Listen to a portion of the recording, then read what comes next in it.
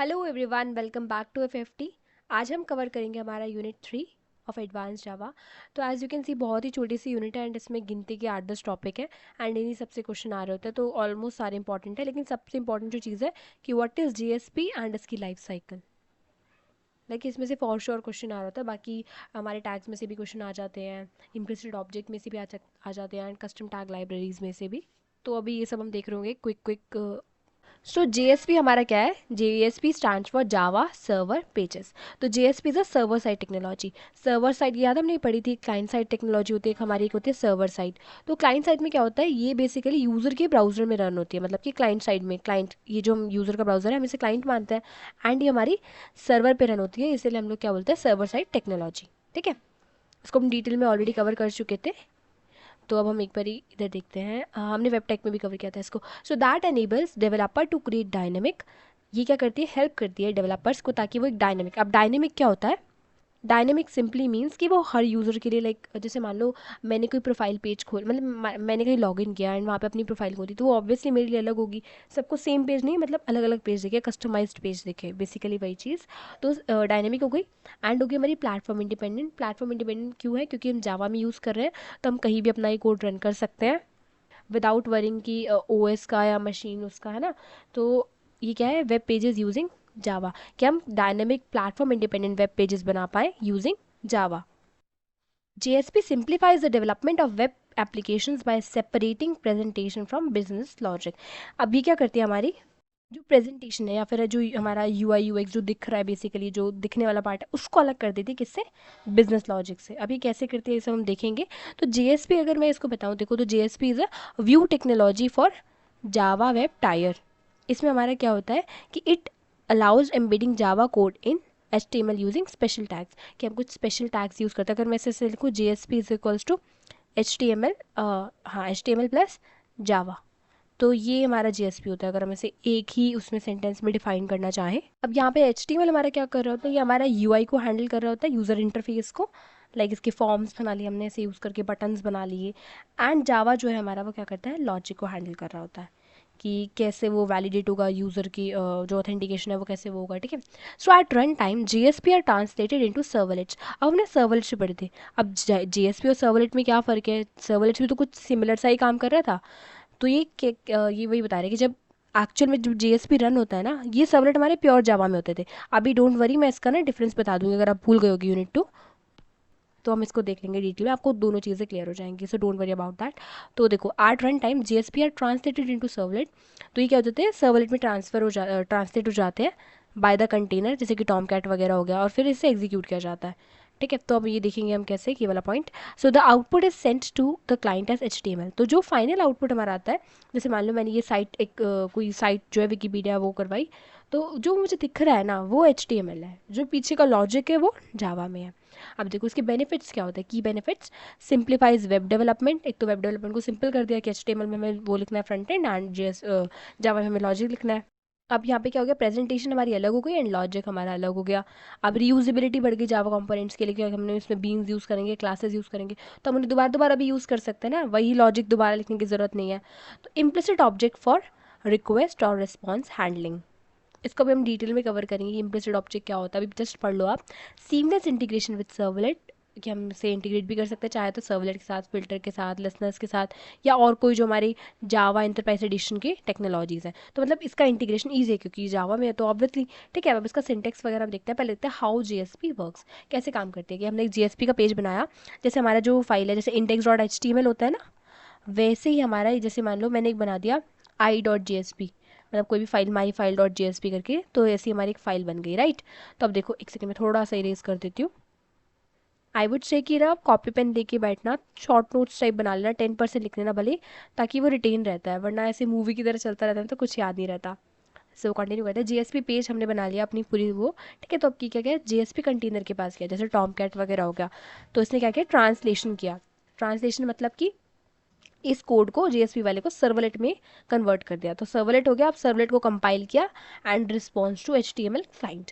अभी हमारा ओवरव्यू ऊपर से होगा कि कैसे ये एक्चुअल में रन होता है। JSP उससे ही सर्वलेट में आया, सर्वलेट मतलब प्योर जावा, जावा फिर उसे कंपाइल किया एंड फिर हमारा HTML टू क्लाइंट आ गया। ठीक है, कि मतलब जो क्लाइंट था, क्लाइंट मान लो मैं क्लाइंट हूँ, तो मेरे ब्राउज़र पे HTML का कोड मुझे दिख गया, सिंपल। अब देखो इसका सिंटेक्स क्या है, JSP सिंटेक्स। एक सेकेंड, हाँ JSP सिंटेक्स। तो इसमें हम लोग ना, ये देखो अलग अलग टैग्स दिखते हैं, declaration tag, scriptlet, expression, comment, directive, जैसे कोड में हम लिखते हैं ना। तो देखो ये डिक्लेरेटिव में ऐसे हो जाता है, स्क्रिप्टेड में ऐसे लिखते हैं हम लोग, एक्सप्रेशन ऐसे, कमेंट ऐसे। अभी सिंटेक्स वगैरह हम देख रहे होंगे, डायरेक्टिव एग्जाम्पल में देखो। हाँ एक और चीज़ की देखो, जैसे मैं बताई देती हूँ, डिक्लेरेशन में जो हमारा है ये किसके लिए यूज़ होता है, वेरिएबल्स या मेथड्स के लिए, मतलब हमें डिक्लेयर करना है ना, कि इंटीजर इज इक्वल्स टू 10 ऐसे करके कुछ भी डिक्लेयर करना है। स्क्रिप्टेड हमारा किस लिए होता है, यहाँ पर हम जावा का कोड लिखते हैं, ठीक है, ऊपर डिक्लेयर कर दिया, यहाँ पे कोड कोड लिख दिया। एक्सप्रेशन हमारा किस लिए होता है, ये आउटपुट को प्रिंट करने के लिए होता है, ठीक है। एंड हमारा कमेंट तो नॉर्मल आपको पता ही है यार, कि जो वो एग्जीक्यूटेबल नॉन एग्जीक्यूटेबल वो है। एंड डायरेक्टिव हमारा क्या हो गया, डायरेक्टिव क्या करता है, ये हम लोग कॉन्फ़िगरेशन के लिए लिखते हैं, ठीक है। अब हम एग्जांपल पे आ जाते हैं फटाफट। थोड़ी मैसी हो गई स्क्रीन, मैं इसे अभी क्लीन करती हूँ। तो देखो इसका एग्जांपल, हाँ तो ये हमने ऊपर डिक्लेरेटिव टैग यूज़ किया, ठीक है। यहाँ पे हमने डिक्लेयर किया कि पेज कंटेंट टाइप क्या होगा हमारा, टेक्स्ट HTML होगा। फिर HTML का जैसे हम नॉर्मल लिखते हैं, बॉडी टैग लगाया, H2 डाला, वेलकम टू JSP, इस पर तो कोई डाउट नहीं होगा। अब देखो ये क्या थे, हमारे स्क्रिप्टेड टैग्स थे, ये हमने लगाया यहाँ पे। देन हमारा P टैग वही पैराग्राफ वाला HTML का, ये हमारा क्या हो गया, ये वाला हमारा क्या था, एक्सप्रेशन टैग, ठीक है ना। एक्सप्रेशन में हमें क्या था, एक्सप्रेशन टैग किसके लिए था हमारा, ताकि वो आउटपुट प्रिंट कर पाए, ठीक है। फिर ये कमेंट हो गया, कमेंट का हमने देखा था ना, कि ऐसे करके ऐसे ऐसे, ओफो, ऐसे करके ऐसे ऐसे करके, तो ये चीज़ हो गई। Then body and HTML tag, closing tag हो गई। अब हम एक सेकेंड में थोड़ी स्क्रीन क्लीन कर दूँ। तो अब सिक्स टॉपिक हमारा क्या है, JSP इम्प्लिसिट ऑब्जेक्ट्स। तो हमें इम्प्लिसिट का मतलब, जैसे हमें एक्सप्लिसिट होता है ना कि हाँ यार मुझे एक्सप्लिसिटली बोलना पड़ा, कि मतलब एकदम क्लियरली बताना पड़ा वो चीज़, तो वैसे इम्प्लिसिट है कि मतलब हमें यहाँ पर क्या करना है, कि ये जो है ना इम्प्लिसिट ऑब्जेक्ट वो होते हैं प्री डिफाइंड ऑब्जेक्ट्स, जो कि ऑटोमेटिकली अवेलेबल होते हैं हमारे JSP पेजेस में, मतलब जावा सर्वर पेजेस में। तो हमें इन्हें एक्सप्लिसिटली डिक्लेयर नहीं करना पड़ता, या फिर इन्हें क्रिएट नहीं करना पड़ता, मतलब डिक्लेयर तो। अब जैसे कि इसमें आ गया रिक्वेस्ट, ठीक है, ये हमारा ऑब्जेक्ट है रिक्वेस्ट के लिए, रिस्पॉन्स, ठीक है, सेशन के लिए ऑब्जेक्ट है हमारा, एप्लीकेशन आउट, ठीक है, एक्सेप्शन के लिए ये ऑब्जेक्ट है, इसे हम डिटेल में देखेंगे। कॉन्फ़िगरेशन के लिए ये है, एंड सिमिलरली हमारा पेज कॉन्टेक्स्ट के लिए ये है, ठीक है। अब हम देखते हैं टिपिकल यूज़ केसेस की, ये काम कहाँ आएगा, ये तो हमने पढ़ तो लिया। तो जनरेटिंग डायनेमिक वेब कंटेंट, कि हमें हाँ डायनेमिक वेब कंटेंट बनवाना है, तो हम क्या करेंगे, इसको JSP को यूज़ कर लेंगे, ठीक है ना। अब हमारा नेक्स्ट क्या हो गया, building MVC based web applications. हाँ सो हम इसके यूज़ केस देख रहे थे। तो एक सेकेंड, नहीं पेन को, हाँ तो जनरेटिंग डायनेमिक वेब कंटेंट, तो हम क्या कर रहे हैं यहाँ पे डायनेमिक। देखो जैसे कि अगर मान लो मैंने किसी साइट पे लॉगिन किया, वहाँ पर एरर चल रही है, तो वो पेज हमारा वो आ गया एरर वाला पेज, एंड उस पर लिखा आ रहा है एरर 404 ऐसे करके, है ना। तो वो क्या हो गया हमारा, कि एक स्टैटिक पेज कि सबको सेम ही दिख रहा है। बट अगर हम मान लो कुछ भी चलाते हैं, कि मान लो हम एक सेकेंड,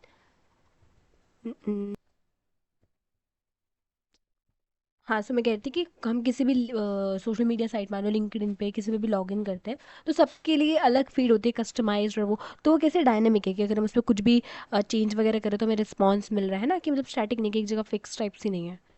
नेक्स्ट था हमारा building MVC based web applications, उसकी व्यू लेयर में हेल्प करता है। MVC बेस्ड क्या होता है, MVC आर्किटेक्चर जो है हमारा, बेसिकली इसमें M स्टैंड होता है हमारा मॉडल, एंड V जो है हमारा वो स्टैंड होता है for view, and C for controller. तो ये क्या है, कैसे डिज़ाइन पैटर्न है, जिससे हम लोग ना एप्लीकेशन को तीन उसमें बांट पाते हैं, कि हाँ एक मॉडल, ये व्यू लेयर, ये इसकी कंट्रोलर लेयर। तो जैसे अगर मैं लिंक्डइन का एग्जांपल दूँ, तो जो मॉडल है हमारा वो क्या कर रहा है, डेटा और बिजनेस का लॉजिक हैंडल कर रहा है। व्यू जो हमें दिख रहा है ऊपर UI है ना, तो ये उसी की व्यू लेयर है, मतलब UI वाली लेयर। एंड कंट्रोलर हमारा क्या है, कि उसकी रिक्वेस्ट हैंडलिंग, मतलब कैसे कैसे कुछ भी रिक्वेस्ट आ रही है, कोई भी इवेंट हो रहा है, उसे कैसे हैंडल करना है, और फ्लो कंट्रोल वो सबको हैंडल कर रहा है। देन आ जाता है हमारा displaying data from data basis और सर्विसेज, कि जो भी डेटा है हमारा डेटा बेस में, सर्वर में, सर्विसेज में, वो चीज़ भी दिखाई दे यहाँ पे, ठीक है, ये इसका काम होता है, यूज़ होता है। Rapid web UI development with Java backend, कि बहुत अच्छी हम लोग वो कर सकते हैं रैपिडली, मतलब बहुत क्विकली कर सकते हैं हम लोग UI डेवलपमेंट जावा के बैकएंड के साथ, ठीक है। अब रिलेटेड टेक्नोलॉजी इसमें बता रखा है, तो ये तो छोड़ो खैर। अब देखो ये लाइक ये चांद तारों वाला टॉपिक है, मतलब स्टार स्टार स्टार मार्क कर लो आप इस पे। जीएसपी लाइफ साइकिल, ये आएगा पक्का। देखो, it is the main life cycle of GSP managed by JSP container. जो कौन मेंटेन करता है?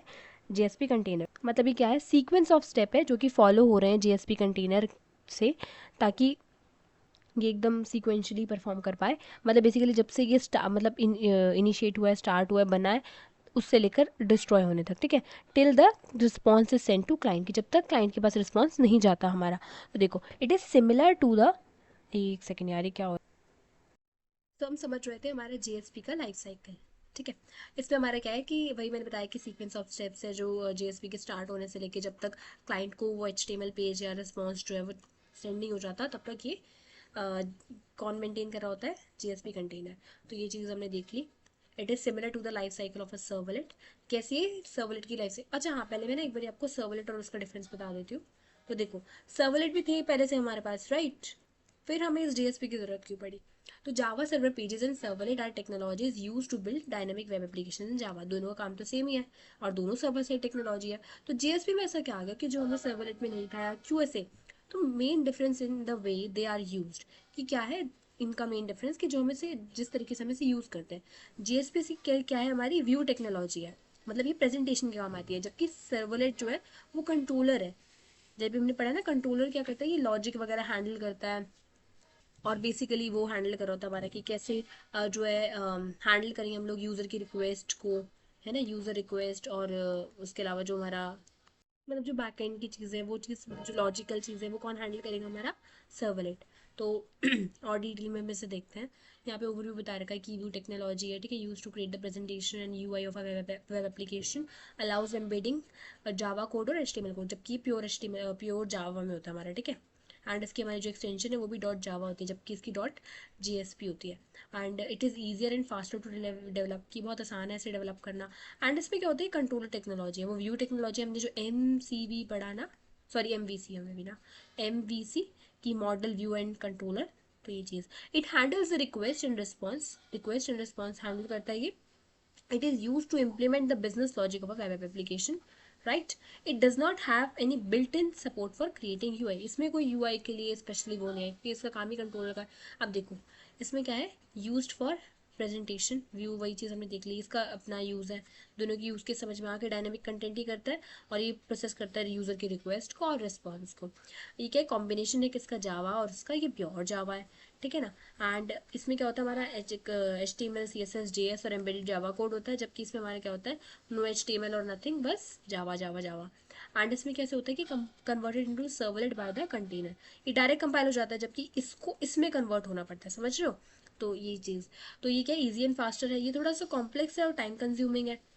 अब इसका यूज़ ऑफ इम्प्लिसिट ऑब्जेक्ट, यहाँ पे देखो, प्रोवाइड्स इम्प्लिसिट ऑब्जेक्ट, ये प्रोवाइड करता है इम्प्लिसिट ऑब्जेक्ट हमारे ये सब।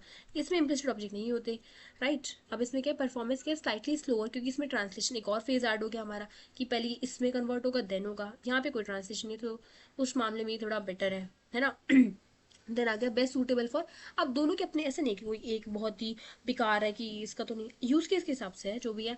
तो इसमें क्या है? हमारा design pages with more presentation and less logic, जहाँ पे हमें लॉजिक का काम ही नहीं है, बस हमें सुंदर सुंदर दिखना चाहिए, तो वहाँ पे हम क्या यूज़ करेंगे? जेएसपी। लेकिन अगर हमें है कि नहीं, हमें हैंडल करने रिक्वेस्ट को, बिजनेस लॉजिक और रिस्पॉन्स को कंट्रोल करना है, वो सब चीज़ें लॉजिकल चीज़ें हैंडल करनी है, तब हम क्या यूज़ करेंगे? सर्वलेट, ठीक है ना। कोई ख़राब नहीं है, कोई अच्छा नहीं है, तो लाइक वही है। अब देखो, इसकी एक्सटेंशन क्या है? हमारी डॉट जीएसपी, इसकी क्या है? डॉट जावा, प्योर जावा वाला है, राइट। अब देखो इसका वर्किंग फ्लो, वही मैं ये तो बता ही चुकी हूँ, राइट। अब हम देखते हैं सर्वलेट का फ्लो। ये भी हम ऑल तो पढ़ चुके हैं, स्टिल अगर इसका डिफरेंस आया तो इसलिए मैं कवर करा रही हूँ। तो क्लाइंट, जो कि मेरा ब्राउजर है, यूज़र का ब्राउजर, क्लाइंट में आऊँ यहाँ पे, ठीक है। रिक्वेस्ट, मैंने रिक्वेस्ट भेजी कि हाँ सर्वर मुझे ये चीज़ चाहिए। सर्वलेट आया बीच में, हाँ जी आपको मैम क्या चाहिए? मैंने बताया कि सर मुझे ये चाहिए। तो उसने बोला ओके जी, प्रोसेसिंग, ठीक है। उसके बाद इसने प्रोसेस किया, फिर हमारे क्या आ गया? रिस्पॉन्स, एंड इसने मुझे वापस कर दिया कि लीजिए मैम आपका ऑर्डर रेडी है, ऐसे करके, ठीक है ना, नॉर्मल सा। अब कोड कंपैरिजन देखो दोनों का। तो जीएसपी का एग्जांपल देखो, वेलकम डॉट जीएसपी बना रखा है, वही चीज़ यहाँ पे क्या है? पहले पेज का कंटेंट डिक्लेयर कर दिया कि टेक्स्ट एचटीएमएल, फिर नॉर्मल देखो एचटीएमएल का कोड है, कुछ खास इसमें है नहीं। बस इसकी जो है ना कि देखो, ये ऐसे तो लगेगा ही लगेगा। अब इसकी में ये है, ये है, ये है, या फिर ये है, ये चार चीज़ें अलग हो जाएंगी, 4-5 चीज़ें, तो वो हम देख लेंगे, डिटेल में पढ़ लेंगे इसको बाद में, कोई फिक्र की बात नहीं है, ठीक है। अब हम इसको देख लेते हैं सर्वलेट को। सर्वलेट का एग्जांपल, एक सेकंड दो। सो JSP allows embedding Java code, ये तो लाइन ही रट गई होगी यार, ठीक है। अभी इसमें क्या देखो, प्योर जावा का पहले इंपोर्ट की हमने सारे जो भी पैकेजेस और क्लासेस उसमें IO पैकेज में, ठीक है। तो इंपोर्ट जावा एक्स डॉट सर्वलेट, ये सब इंपोर्ट मतलब प्योर जावा कोड, देख रहे हो, इंपोर्ट कर लिया पहले हमने यार, एक सेकंड। फिर हमने पब्लिक क्लास बनाई एक, वेलकम सर्वलेट, ठीक है। एक्सटेंड्स HTTP सर्वलेट, जो हमारी वो जो क्लास थी बेसिकली इसकी, उसे एक्सटेंड करके बनाई। फिर प्रोटेक्टेड वॉइड एक फंक्शन बनाया डू गेट करके, ठीक है। फिर स्ट्रिंग यूजर से लाइक प्रॉपर वो है। तो servlet uses Java code to generate HTML responses. ये कोड नहीं याद करना है, सिर्फ वहाँ इसका JSP का एग्जांपल देख लेना कि मतलब 12-13 तो लिखी आओ कुछ ना कुछ, है ना। बस वही है कि इसमें क्वेश्चन कैसा आ रहा होगा कि लाइक व्हाट इज JSP, उसका कुछ आ जाएगा, मैं अभी दिखा दूंगी क्वेश्चन भी। पहले हम देखते हैं व्हेन टू यूज। तो लाइफ साइकिल भी पक्का पक्का आएगा क्वेश्चन, तो उसको एकदम एक एक चीज़ हम याद करते चलेंगे। So when JSP use JSP when, जब हमें ज़्यादा वो यूज़ करने हो, क्विक इजी डेवलपमेंट चाहिए, कम बिजनेस लॉजिक, अब तो ये समझ में आ गया हुआ है, मैं दोबारा नहीं रिपीट करी, ये वही है, समरी में भी वही है हमारा।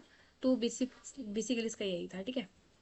अब हमारा एक सेकेंड, हाँ, life cycle the most important. तो देखो यार, हमने जब सर्वलेट पढ़ा था ना, उसमें हमने 3 चीज़ें पढ़ी थी कि इनिट होता है एक तो इसका फेज, एक होता है इसका सर्विस फेज, एंड एक होता है डिस्ट्रॉय। वो तीनों अगर नहीं याद तो मैं बता देती हूँ। इनिट मतलब भाई कि स्टार्ट किया, इसको इनिशिएट किया, सर्विस में से अपना काम किया, एंड डिस्ट्रॉय में डिस्ट्रॉय हो गया। सिंपल है, नाम से भी समझ में आ रहा है, कुछ ऐसे रॉकेट साइंस ही है ना। अब हम क्या करेंगे, इसमें देखो एक्स्ट्रा क्या है, वहाँ पे 3 फेज थे, यहाँ पे 6 हैं, 3 तो देख रहे हो इस वही है ना। अब इसे हम देखते हैं कैसे।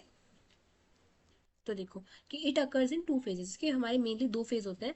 एक तो ट्रांसलेशन फेज जो कि एक ही बार होता है, एंड रिक्वेस्ट प्रोसेसिंग फेज, ये हर रिक्वेस्ट के लिए होता है कि हाँ एक बार इसको हमने ट्रांसलेशन फेज में मतलब ट्रांसलेट कर दिया सर्वलेट में, उसके बाद बार बार रिक्वेस्ट कर सकते हैं। सो JSP life cycle overview diagram, तो इसमें क्या है कि क्लाइंट, ठीक है, क्लाइंट ने रिक्वेस्ट भेजी, एंड फिर ये सारी चीज़ें हुई और रिस्पॉन्स आ गया HTML में क्लाइंट के पास।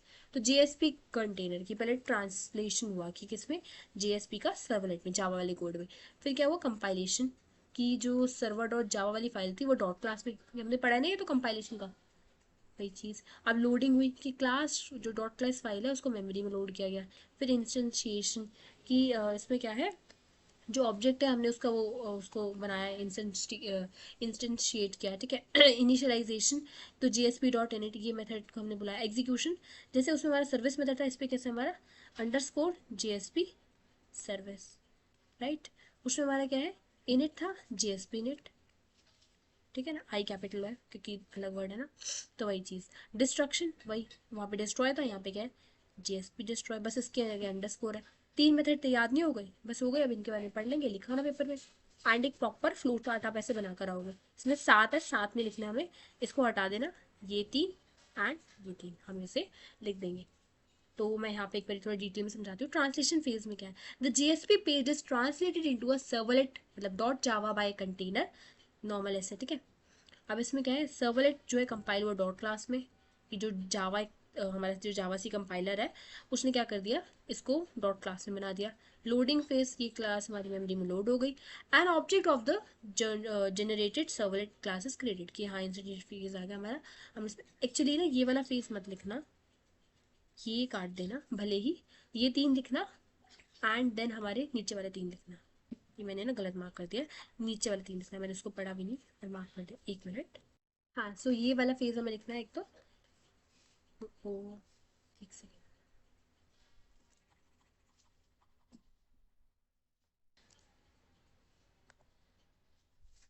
तो हमें ये 6 फेज लिखने हैं, मतलब 6 वैसे इंपॉर्टेंट है, अगर वो भी लिखना है तो लिख सकते हो, योर चॉइस, बट ये 6 तो लिखने ही लिखने हैं, है ना।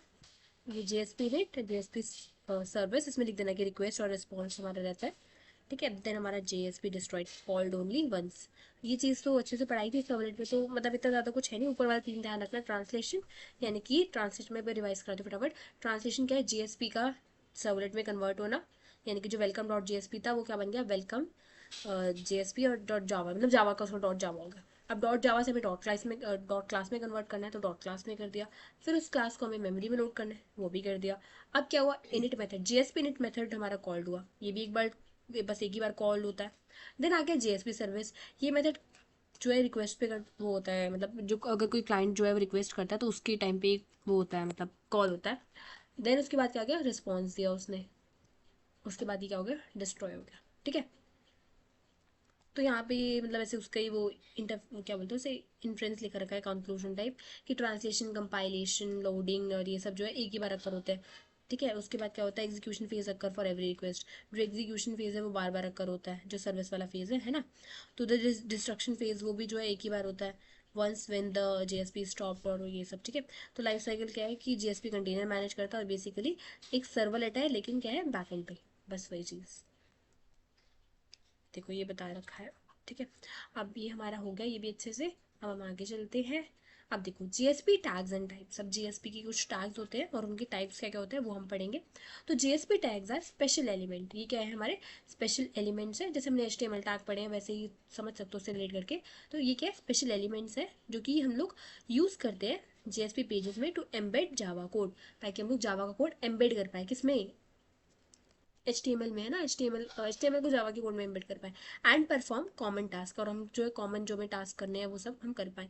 इसकी मदद से क्या होता है कि इसको और रीडेबल, रीयूजेबल और ईजी टू मेंटेन बना देते हैं, मतलब कि हेल्प करते हैं इसकी कि हम इसे बेटर बना पाए।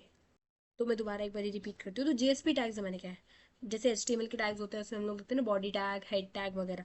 अब यहाँ पे जीएसपी की टैग है। जीएसपी टैग क्या होता है, स्पेशल एलिमेंट जो कि हम लोग यूज़ करते हैं किसमें, जीएसपी पेजेस में, ताकि हम लोग जो है जावा का कोड इंसर्ट कर पाएँ, है ना, और उसका बिहेवियर कंट्रोल कर पाएँ, और उसको जो है मतलब जो भी हमें टास्क उससे परफॉर्म करने हैं वो करवा पाए, है ना, जो भी एक्शंस परफॉर्म करने हैं। अब देखो हमारे ये कैसे होते हैं, 3 टाइप के होते हैं, 1, 2 एंड 3। तो पहला कैसे हमारा, directive tag, then scripting elements, and ये हमारा ये वाला टैग हो गया। तो स्क्रिप्टिंग टैग हमारे क्या करते हैं, ये बेसिकली हेल्प करते हैं हमारी, ताकि हम लोग जो है एम्बेड कर पाए जावा का कोड जेएसपी पेजेस में, ताकि हम लोग डायनामिक कंटेंट वो कर पाए। So use to write Java code in JSP, जो जावा का कोड है हम लिख पाए, इसके लिए हमें इसे यूज़ करते हैं। अभी हमने देखा था ना स्क्रिप्टिंग टैग में कि नॉर्मल हमने ऐसे करके डाला तब हम उसके बीच में जावा कोड लिख पा रहे थे, तो वही चीज़ है। अब इसमें भी इसके टाइप्स होते हैं। एक तो डिक्लेरेशन टैग हो गया, मैंने दिखाया था ना अभी कोड में। स्क्रिप्टिंग स्क्रिप्टेड टैग हो गया, स्क्रिप्टिंग का स्क्रिप्टेड टैग, और एक्सप्रेशन टैग, ये क्या करता है, वेरिएबल और मेथड को डिक्लेयर करता है। डिक्लेरेशन यानी कि डिक्लेयर हो रहे हैं यहाँ पे, यहाँ पर जावा के स्टेटमेंट और लॉजिक लिखे जा रहे हैं। मान लो इफ एल्स वाली स्टेटमेंट हमने डाल दी, फॉर लूप डाल दिया या कुछ भी, to print the value of the expression, कि हमें एक्सप्रेशन की वैल्यू प्रिंट करनी है। यहाँ पे आप इवन एक और चीज़ लिख सकते हो कि ये हमारा कमेंट वाला, इससे हम लोग कमेंट। ठीक है, तो अगर कोड भी लिखना हो तो बहुत ईजी है यार, आप लिख ही सकते हो कोड, इसका कुछ भी नहीं है। HTML वाला वो चीज़ लिख सकते हो, है ना, जो फॉर एग्जाम्पल देता है। वरना देखो प्योर जावा लिखना है तो ये हमारा कैसा हो गया, डिक्लेरेशन टैग, मतलब इसी का डिक्लेरेशन टैग, उसमें देखो इंट काउंट, इंट ऐड और ये सब हमने लिख दिया। अब ये हमारा कैसा हो गया, स्क्रिप्टेड टैग। इसमें क्या लिखा हमने, काउंट लिखा, और जो अगर इंट सम आए तो उसमें तुम ये ऐड फंक्शन को कॉल करके 5 और 7 को ऐड करा देना। और फिर हमने क्या किया, सम इज, ये किसके लिए, तुम्हारा प्रिंट के लिए एक्सप्रेशन वाला, वही हमने बुला दिया, और ये हमने ब्रेक डाल दिया बीच में, और ये काउंट। अब देखो ये HTML का है ना, तो आप HTML का कोड भी इसमें डाल सकते हो, कि मतलब वो एग्जांपल के लिए, मतलब यहाँ पे भी जावा का ज़्यादा है, मैं बोलूँगी HTML का भी याद रहे तो वो भी डाल देना, कोड थोड़ा लेंदी भी हो जाएगा, और मतलब समझो कि मार्क्स वो टीचर को भी लगेगा कि हाँ कुछ तो लिखा है इसने, तो वही चीज़।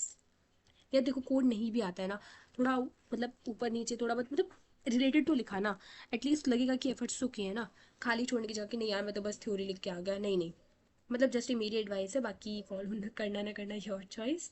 ठीक है, अब देखो यहाँ पे हाँ डायरेक्टिव टैग्स में देखो, तो directive tags give instructions to JSP container. ये क्या करते हैं, इंस्ट्रक्शंस देते हैं, किसको, जीएसपी कंटेनर को।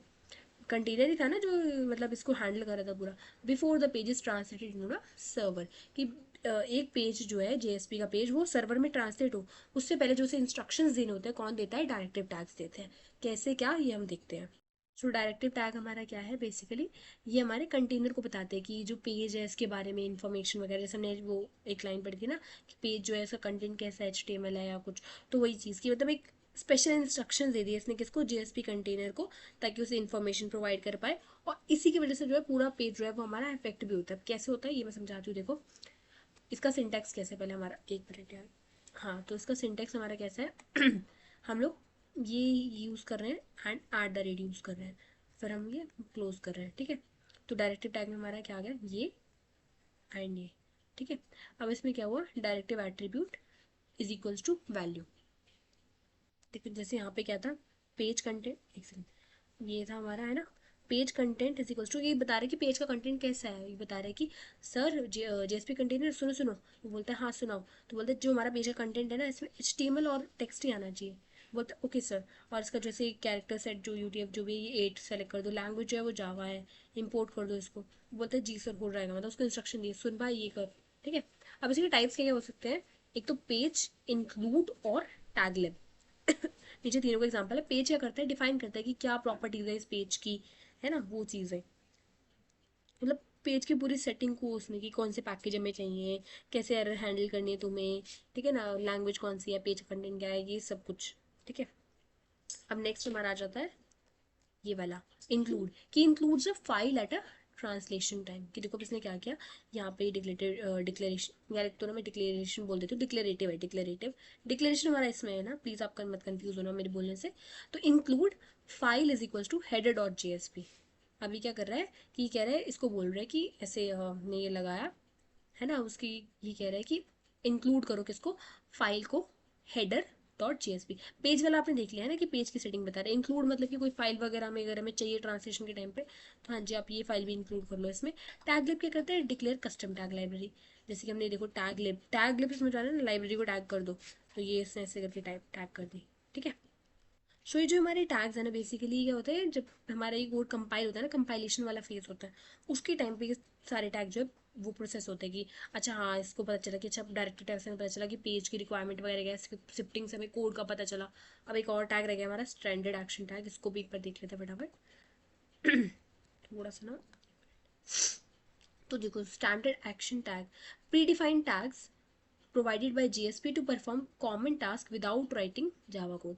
बिना जावा का कोड लिखे हम कुछ काम कर सकते हैं, ठीक है, जो कि प्री डिफाइंड टैग है उसको यूज करके, मतलब standard action tag, action means कुछ काम हो रहा होगा इसमें, है ना। तो अभी एग्जैक्टली काम कैसे करता है, एक मिनट, ये एग्जैक्टली काम कैसे करता है, जैसे कि रिक्वेस्ट को फॉरवर्ड करना, मतलब आगे भेजना, है ना, और या फिर कोई जो हमारा क्या बोलते हैं रिसोर्स को इंक्लूड वगैरह करना, है ना, या फिर हमें अगर मान लो जावा बीन्स के साथ वर्क करना है, जेबी के साथ, जावा बीन्स के साथ, तो उसको इंक्लूड करेगा ये। तो ये अलग अलग होते हैं, देखो सिंटेक्स क्या रहता है, तो ऐसे हमने ऐसे लिख दिया जेएसपी, मतलब यहाँ पे हम जावा का कोड नहीं लिख रहे, एक्शन का नेम कि तुम क्या करवाना चाहते हो, एट्रीब्यूट और वैल्यू, ठीक है। जैसे कि मान लो इंक्लूड है, इंक्लूड में मैं चाहती हूँ कि इंक्लूड करो फाइल रिक्वेस्ट टाइम पे, तो ऐसे डाल दिया। अब देखो यहाँ पर हम लोग उसमें लिख रहे थे ना जावा में, यहाँ पे हमें नॉर्मल लिख रहे हैं कि देखो जेएसपी इंक्लूड, अभी मैंने डिटेल में तीनों को अलग अलग भी पढ़ेंगे, सो डोंट वरी, ठीक है। Forward request to another resource, JSP forward, action item हमारा फॉरवर्ड है, एट्रीब्यूट पेज है, और ये हमारा हो गया वैल्यू उसकी, ठीक है। ऐसे करके देख सकते हो आप। पैरामीटर के लिए यूज बीन, मतलब बीन यूज़ करो जावा बीन, ठीक है ना। सेट प्रॉपर्टी, कोई प्रॉपर्टी सेट करवानी है कि जो नेम जो है वो यूज़र सेट कर दो, ठीक है, वैल्यू उसमें जॉन डाल दो, जो भी है मतलब, ठीक है। और हमारा क्या हो गया इसमें, गेट प्रॉपर्टी की वैल्यू गेट करनी है, प्लग इन वगैरह, ठीक है। अब देखो हमारा ये हमारे कुछ कस्टम टैग्स भी होते हैं, ये भी हम अलग से पढ़ेंगे अभी, है ना। और ये हमारे हो गए जीएसपी स्टैंडर्ड टैग लाइब्रेरी, ठीक है। हमारी लाइब्रेरी पूरी इस पर एक अलग स्लाइड है, उसको भी देखें हम लोग। तो यूजर डिफाइंड टैग्स ये कैसे होते हैं हमारे, ये तो सारे प्री डिफाइंड है, जो ऊपर ये तीनों पढ़े हमने, ये सारे कैसे थे, प्री डिफाइंड थे। अब ये कैसे हमारे यूजर डिफाइंड है, क्या है ये user defined tags to create reusable components, कि हमने खुद से बनाया, ठीक है। Steps to use custom tags, कि हमने क्या किया, एक टैग फाइल बनाई डॉट टैग्स या डॉट टीएलडी से, देन हमने टैग लिब का यूज किया, डायरेक्टिव का, टू डिक्लेयर टैग लिब, ऊपर देखा था ना अभी टैग लिब, तो ऐसे करके देखो, जैसे मान लो मैंने बना दिया प्रीफिक्स माई यूआरएल, जो उसमें यूआरएल डाली वो ये हो गई, है ना। जैसे कि माई में greet name Java developer, name में हमने ये पास कर दी वैल्यू, तो use the custom tag in GSP, इसको हम लोग यूज कर लेंगे। अब देखो ये चीज़ क्या है हमारी, ये जो जीएसटीएल है हमारी, ये बहुत सारे स्टैंडर्ड टैग्स हमें यूज करने को देती है, जैसे कि आइट्रेशन, कंडीशंस, फॉर्मेटिंग, एसक्यूएल वगैरह। देखो ऐसे हम लोग यूज कर सकते हैं, C if, for each, out, I guess अब थर्ड ईयर में आपने ये सब इफ एल्स फॉर ईच तो पढ़ ही लिया होगा, तो उसको तो मैं नहीं बता रही कि ना कंडीशनल क्या होता है, आइट्रेशन, लूप्स वगैरह तो पता ही होगा, आउटपुट और मल्टीपल कंडीशंस, है ना, एलिफ वाला वो चीज़। तो वही चीज़, अब देखो की पॉइंट्स पे देख लेते हैं फटाफट। तो डायरेक्टिव टैग्स जो है मैंने बता दिया कि वो उसके हमारे जो है, हाँ डायरेक्टिव टैग्स हमारे किस पे होते हैं, ट्रांसलेशन के टाइम पे होते हैं। और जो scripting elements and action tag है ये क्या होते हैं, रिक्वेस्ट टाइम पे वो होते हैं हमारे। प्रोसेस होते हैं। देन हमारा आ जाता है कि standard action tags reduce Java code and improve maintainability. जो स्टैंडर्ड हमारे जो एक्शन टैग है वो जावा कोड को कम करते हैं। हमें देखा ना कि इसमें जावा कोड लिखने की जरूरत नहीं है, तो इससे हमारी मेंटेनेबिलिटी बढ़ती है, ठीक है। और JSTL is recommended way of using scripts. तो ये बता रखा है कि जीएसटीएल जो एक वो है वे है रिकमेंडेड वे जैसे हम लोग यूज़ करें। तो use custom tags to build reusable components. हम क्या करते हैं, कस्टम टैग्स का यूज़ कर सकते हैं ताकि हम लोग रीयूजेबल कंपोनेंट्स खुद से बना पाए, ठीक है। So JSP tags makes the application easier to develop and maintain. तो मतलब ये सब यूज़ करके हमारा एंड गोल क्या है कि यार जो डेवलपमेंट हम कर रहे हैं, जो भी हम काम कर रहे हैं, उसको ईजी और मेंटेनेबल बनाए, कि बार बार सेम चीज़ देख के गधा मजदूरी ना करें, है ना। तो वही चीज़ समरी टेबल इसमें अब देखो, डायरेक्टिव टैग, स्क्रिप्टिंग टैग, पहले हम इनको डिटेल में पढ़ लेते हैं तीनों को, फिर हम आगे देखेंगे इन सबको ही। मतलब देखो स्क्रिप्टिंग का मैंने बता दिया, इसका काम क्या है, एम्बेड करना जावा के कोड को किस में, डायरेक्टली जेएसपी के पेजेस में। इससे क्या होता है, it provides a flexibility to include any Java logic, की कोई भी जावा लॉजिक जो है हम अपनी प्रेजेंटेशन जो व्यू लेयर है उसके साथ में एम्बेड कर सकते हैं जब भी हमें ज़रूरत हो, राइट। अब इसे हमने पढ़ लिए थे, स्क्रिप्टलेट, डिक्लेरेशन, एक्सप्रेशन, कमेंट और डायरेक्टिव, ठीक है, ये 5 टाइप की। अब देखो डिक्लेरेशन कैसा है, ऐसा है ना, और उसके बाद स्क्रिप्टेड नॉर्मल ये है, इसमें इक्वल्स टू एक्सप्रेशन में, ठीक है। और कमेंट में ये, कमेंट में तो आपको समझ में आ ही रहा होगा। एंड डायरेक्टिव में हमारा ये है। तो ये क्या करता है, वेरिएबल को डिक्लेयर करता है, बता दिया मैंने। यूज़ क्या रहता है, क्लास लेवल, कि आउटसाइड एनी मेथड, हम इसको किसी मेथड के बाद मतलब क्लास के लेवल में से डिक्लेयर कर सकते हैं। Use to write Java statement और लॉजिक, ये किस में हम लिखते हैं, हम इस वाले मेथड के अंदर इसको लिख रहे होते हैं। जो भी जावा की लॉजिक है इस मेथड के अंदर हम लोग ने ये बनाया एंड उसमें हमने जावा की स्टेटमेंट और कोड लिख दिया। अभी क्या है, एक्सप्रेशन देखो, use to print result of an expression, देखा था ना, आउटपुट प्रिंट करने के लिए। एंड यूज फॉर ये कमेंट के लिए, यार हमें पता होता है कि नॉट सेंड टू क्लाइंट, वही हमारे उसके लिए, ये कहीं भी हम लोग लिख सकते हैं। अब ये क्या है, directive, use to give instruction to the JSP container. ये क्या है, इंस्ट्रक्शन देगा कि हाँ जी भाई ये करना है आपको, बोलेगा जी जी जी हो जाएगा मालिक, है ना। पेज लेवल कॉन्फ़िगरेशन, तो आप इसका हम यहाँ देखते हैं एग्जाम्पल में। देखो सबसे पहले क्या हुआ हमारा, इसका एक डिक्लेरेशन का एग्जांपल है। तो देखो हमने क्या किया कि डिक्लेयर कर दिया कि एक काउंट वेरिएबल है जिसको हम इनिशियलाइज कर रहे हैं 0 से, और एक फंक्शन बनाया है स्ट्रिंग ग्रीट जिसमें स्ट्रिंग नेम पास हो रहा है, और उसको ये क्या वैल्यू रिटर्न कर रहा है, हेलो प्लस नेम। यहाँ पे वेरिएबल और मेथड हमने डिक्लेयर कर दिए। क्या काम था इसका, डिक्लेरेशन, डिक्लेयर कर दिया जी। अब आ गया स्क्रिप्ट टैग। स्क्रिप्ट टैग में देखो हमारा क्या है, हमने नॉर्मल ये लगाए, और हमें क्या करना है स्क्रिप्ट टैग में 10 20 और ये दोबारा देखते हैं स्क्रिप्ट टैग में क्या था हमारा, स्क्रिप्ट रेट, यार स्क्रिप्ट बोल रहे तुम्हें। देखो इसमें क्या था हमारा, किस मेथड के अंदर था ये, जेएसपी सर्विस के अंदर, और हमें इसमें क्या करना था, जावा के स्टेटमेंट या लॉजिक लिखने थे, हमने लिख दिए, हो गया ना, डन है। अब एक्सप्रेशन, एक्सप्रेशन में हमारा क्या था, एक्सप्रेशन देखो कहाँ पे है, एक्सप्रेशन इज, एक मिनट, हाँ यहाँ क्या था, use to print the result of an expression. ये हम कितनी बार देख चुके हैं यार, याद हो गया होगा, है ना। तो देखो मुझे प्रिंट करना है सम इज, तो मैं इसको ऐसे यहाँ पे प्रिंट कर दूंगी, आउटपुट क्या आ जाएगा, सम में जो स्टोर था 30, यहाँ पे वो डायरेक्टली प्रिंट हो जाएगा। कमेंट, कमेंटिंग का काम क्या था, कि यूज फॉर कमेंट्स इन ये not send to client. Comment तो किसी भी लैंग्वेज में हम लोग करते हैं ना, अलग अलग वो होते हैं, लाइक पाइथन में हम लोग हैश यूज करते हैं, राइट। एंड जो हमारा जावा है उसमें हम लोग डबल स्लैश यूज कर रहे होते हैं, डबल बैक स्लैश, ठीक है। तो अब इसमें क्या है देखो, ऐसे करके कि नॉट विजिबल इन ब्राउजर, ये बस हमने रीडेबल बनाने के लिए कोड को यूज़ किया है। डायरेक्टिव, डायरेक्टिव में देखो क्या है, कि जो हमारा ये परसेंट एट द रेट डाला है, परसेंट नहीं, ये जो हमने ऐसे करके ये डाला है एट द रेट, ये क्या कर रहा है, इसको बता रहा है कि सुनो ओ सर्वलेट, ओ सॉरी ओ कंटेनर, सुनो, बोलते हैं हाँ पेज जो है ना हमारा, उसमें ना हम लोग HTML और टेक्स्ट ही लिखेंगे, ओके सर, और ना तुम ये फाइल इंक्लूड कर लेना, ठीक है सर। उसको आदेश दिए, इंस्ट्रक्शंस दिए, ठीक है।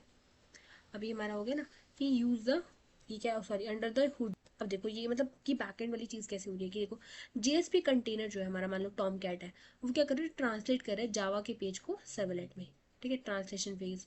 अब क्या हुआ, scripting elements are converted into Java code. जो भी हमारे स्क्रिप्टिंग एलिमेंट्स थे, ये सारे टैग्स थे, इसको हमने क्या किया, जावा कोड जो भी इसकी मेथड में थे इसको हमने जावा कोड में कन्वर्ट कर दिया, क्योंकि HTML और उसमें भी थे ना, तो सारे हमने कन्वर्ट कर दिए। तो द सर्वलेट इज कंपाइल्ड, अब इसे कंपाइल किया गया और एग्जीक्यूट कर दिया ताकि हमारा रिस्पॉन्स फटाफट आ जाए। अब देखो जनरेटेड सर्वलेट स्ट्रक्चर, ये पूरा एक जो हमने कोड लिखा था उसी का हमने सर्वलेट स्ट्रक्चर बना लिया, पूरा जावा का कोड है। अब इसे समझने की जरूरत नहीं है, स्टिल थोड़ा बहुत ऊपर ऊपर से देख लेते हैं। देखो नॉर्मल जावा की तरह उसको लिख दिया हमने, जब उसको अलग अलग उसमें लिखा था ना, स्क्रिप्ट की वैल्यू नॉर्मल आ गई। अब ये डॉट प्रिंट हम यूज़ कर रहे हैं, ठीक है ना। यहाँ पे हमने स्टेटमेंट यूज़ किया कि GSP राइटर डॉट ये, ठीक है, और ये हमने एक्सेप्शन हैंडल करने के लिए किया है। तो इसको ये इसकी ज़रूरत है नहीं, वैसे इसको समझना हो तो मतलब लिख देना कमेंट में, मैं समझा दूंगी। अब आता है बेस्ट प्रैक्टिसेस, कि हमें मतलब इसकी बेस्ट प्रैक्टिस कैसे से इफेक्टिवली यूज़ करें और क्या मतलब स्टैंडर्ड प्रैक्टिसेस है जो हम इसे यूज़ करें। देखो, use scripting elements only when necessary, ऐसा नहीं कि मन कर रहा है यूज़ कर लिया सब, ठीक है। तो कीप जावा कोड मिनिमल इन JSP, हम जावा कोड को मिनिमल रखते हैं, तो हम GSTL EL या फिर कस्टम टैग्स यूज़ कर सकते हैं। आगे, do not mix too much business logic in JSP, मतलब इस MVC मॉडल व्यू और जो तीन हमारा है ना MVC, इन तीनों को वो करो, मतलब फॉलो करो उसको, उस पैटर्न को, और सारा बिजनेस कोड वो मतलब खिचड़ी मत बनाओ, बेसिकली वही चीज़। तो use declaration sparingly may affect performance and maintainability, इसको अलग से यूज़ करो, है ना, ताकि पता चले कि हाँ, इसको डिस्टिंग्विश कर दो कि भाई ये सबसे ऊपर जो है डिक्लेरेशन टैग हमने यूज़ कर लिया है जहाँ भी मतलब prefer expression for output instead of, यहाँ पर ना हम लोग डॉट आउट डॉट प्रिंटलन नहीं कर रहे होते, यहाँ पे हम लोग एक्सप्रेशन यूज़ कर रहे होते हैं, ठीक है ना। इसको मुझे प्रिंट करना है तो मैं ऐसे करके सम इज इक्वल्स टू वो लिख के ऐसे प्रिंट करा लूँगी, dot print out dot ln की जगह, ठीक है। तो व्हेन टू यूज़ स्क्रिप्टिंग, अब इसे स्क्रिप्टिंग इस पर्टिकुलर टैग को कब यूज़ करना है, जब स्मॉल पीसेज ऑफ लॉजिक या क्विक आउटपुट हमें चाहिए होता है, ठीक है, या फिर जब हमें ये जो हमारी लाइब्रेरीज हैं, कस्टम टैग लाइब्रेरी हो गई या GSTL हो गई या ये लाइब्रेरी हो गई, जब रिक्वायरमेंट ना मेंटेन कर पा रही हूँ, और ये मतलब ये सब वैसे काम करता है नहीं, बस अब समझते चलो मतलब कि, है ना। अब आ गया डायरेक्टिव, देखो GSP डायरेक्टिव, एक सेकेंड, हाँ तो इसको हम देखते हैं। तो ये क्या करते हैं, प्रोवाइड, वही बताया ना कि इंस्ट्रक्शन देते हैं JSP container about how to translate, कि तुम्हें कैसे ट्रांसलेट करना है, compile and process the JSP page. So ये किसमें, ट्रांसलेशन के टाइम पे ये प्रोसेस हो रहे होते हैं बिफोर द रिक्वेस्टर्स हैंडल, कि अभी रिक्वेस्ट हैंडल भी नहीं हुई है, मैंने पूछा भी नहीं कि तुझे चाहिए क्या, लेकिन हम पहले उससे पहले हम लोग देख रहे हैं कि जी इन्होंने डायरेक्ट क्या कर रखा है हमें, डायरेक्ट, है ना, तो वही चीज़ affect the entire JSP page, पूरा पेज को अफेक्ट करेगा ये अगर हमने ऊपर कुछ लिख दिया तो। देखो JSP डायरेक्टिव क्या होता है, तो directive are special instruction given to JSP container, है ना। उसके बाद में ये स्टार्ट होते हैं इससे, do not produce any output, कोई आउटपुट नहीं देते लेकिन हाँ पूरे पेज को अफेक्ट जरूर कर देते हैं, और ये एक ही बार प्रोड्यूस वो प्रोसेस होते हैं इसमें ट्रांसलेशन टाइम में। अब टाइप्स क्या क्या होते हैं हमने इसके पढ़े, पेज, इंक्लूड और टैगलेट। पेज क्या करता है, पेज की वो स्पेसिफिक प्रॉपर्टीज़ को, लैंग्वेज हो गई, कंटेंट हो गया, इंपोर्ट वगैरह, इन सबको हैंडल करता है। और ये क्या करता है, includes the content of another file at translation time, कि उसकी जो हम चाहते हैं कि उसकी भी ट्रांसलेशन हो, हेडर डॉट JSP की, तो उसको भी यहाँ पे इंक्लूड कर दिया। और ये क्या करता है, कस्टमर कह रही हूँ, कस्टम टैग लाइब्रेरी को हमारे ये डिक्लेयर करने में हेल्प करता है। टैग लिब क्या हमने देखा था ना अभी, इसका जनरल सिंटेक्स क्या होता है हमारा, एक तो हमने ये ऐसे यूज़ किया @ ठीक है, फिर डायरेक्टिव एट्रीब्यूट, ठीक है, वही चीज़ सब देखो। हाँ तो देखो, पेज डायरेक्टिव पहले समझा रखा है, पेज डायरेक्टिव कैसा है, इसका सिंटेक्स ये चीज़ है, ठीक है। इसको हम लोग पेज लेवल एट्रीब्यूट्स जो है उसकी प्रॉपर्टीज, एट्रीब्यूट क्या था, हमारी प्रॉपर्टीज, उसको डिफाइन करेगा। जैसे कि लैंग्वेज कर दी कि हाँ लैंग्वेज जो है वो जावा है, ठीक है, scripting language use in JSP, default जो है जावा होती है, लेकिन अगर कोई और यूज़ करो तो एक्सप्लिसिटली उसे हम लोग डिफाइन कर सकते हैं, डिक्लेयर कर सकते हैं। Content type, mime type of response, ठीक है। कंटेंट टाइप जैसे HTML हमने बता दिया जैसे किस टाइप का कंटेंट है। इंपोर्ट क्या होगा, कि कौन से पैकेजेस आपको इंपोर्ट करने हैं, ठीक है। सेशन, कंट्रोल सेशन, इसमें ट्रू या फॉल्स, जैसे सेशन इज टू ट्रू, ठीक है। बफर, ऐसे करके ये सारे, ऑटो फ्लश, ठीक है, error page is error page करके, ऐसे मतलब आप देख ही सकते हो नॉर्मल एग्जांपल में, ठीक है। छोटा सा कोई एग्जांपल अच्छे से याद कर लेना, ये जैसे कि ये पेज वाला तो यू याद कर ही सकते हो आराम से, कंटेंट वाला भी नॉर्मल है ना। तो अब देखो, इंक्लूड डायरेक्टिव, ये हमारा क्या है, देखो, use to include the content of another file at translation time, static include. अब इसके जैसे इसका नाम है वैसे इसका काम है इंक्लूड करना, तो कोई भी फाइल जो हम चाहते हैं कि वो ट्रांसलेशन टाइम पे इंक्लूड हो, ठीक है, तो हम उसे इंक्लूड कर देते हैं। इसके इंक्लूड हमने यहाँ पे की फाइल नेम एंड डाल दिया। की point, the included files content is merged with the current page before compilation, compilation से पहले ये दोनों आपस में मर्ज हो जाएंगे, कि तुमने जिस फाइल को बुलाया था यहाँ पे। Good for including static content, अगर हम चाहते हैं कि कोई स्टैटिक कंटेंट जैसे कोई हेडर वगैरह उस फाइल में था या फूटर था, हम उसे इंक्लूड करना चाहते हैं, तो हम उसको प्रेफर करेंगे, स्टैटिक को ज़्यादा प्रेफर करते हैं, ठीक है। अब आ गया टैगलिब डायरेक्टिव, इसमें क्या है कि हमें कस्टम टैग लाइब्रेरी को अगर हमें मतलब को हमें कोई अपना कस्टम टैग बनाना है या कस्टम टैग लाइब्रेरी से वो करना है तो हम इसे यूज़ करते हैं, ठीक है। अब देखो सिंटेक्स क्या है हमारा, ऐसे prefix is equals to URL यहाँ पे देखो हमारा ये हो गया टैगलिब, एंड हमने यहाँ पे ये वाली दे दी। की पॉइंट्स क्या होगा इसके, प्रीफिक्स एंड ये प्रीफिक्स क्या होता है, short name use in JSP, जो भी हम शॉर्ट नेम यूज कर रहे हैं। आइडेंटिफाइज द टैग लाइब्रेरी, ये क्या करता है, टैग लाइब्रेरी को आइडेंटिफाई करता है।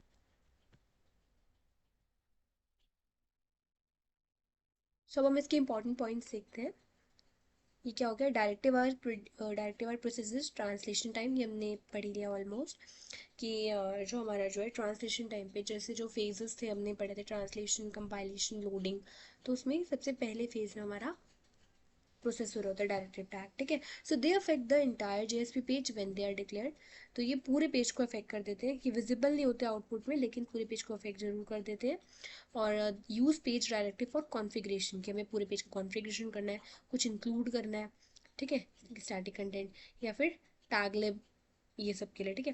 So directive help in building maintainable और रीयूजेबल जेएसपी एप्लीकेशन, ठीक है ना, कि मेंटेनेबल बना पाए एक तो, और रीयूजेबल जेएसपी एप्लीकेशन बना पाए। ये देखो example, all directive in one JSP, ये एग्जांपल आप याद कर सकते हो। इसको इवन और सिंपल आप बना सकते हो चाहो तो देखो नॉर्मल ये कंटेंट और ये सब, ठीक है, बोर्ड जावा डॉट यूटिल और स्टार सेशन 2 कर दिया ये सब, ठीक है। अब देखो हमारा क्या क्या स्टैंडर्ड एक्शन, अब इसको समझते हैं। फिर जस्ट हमारे 2 पेजेस और है, implicit object and custom tag library, then we are done with the chapter. छोटा ही चैप्टर था, है ना, मतलब यूनिट।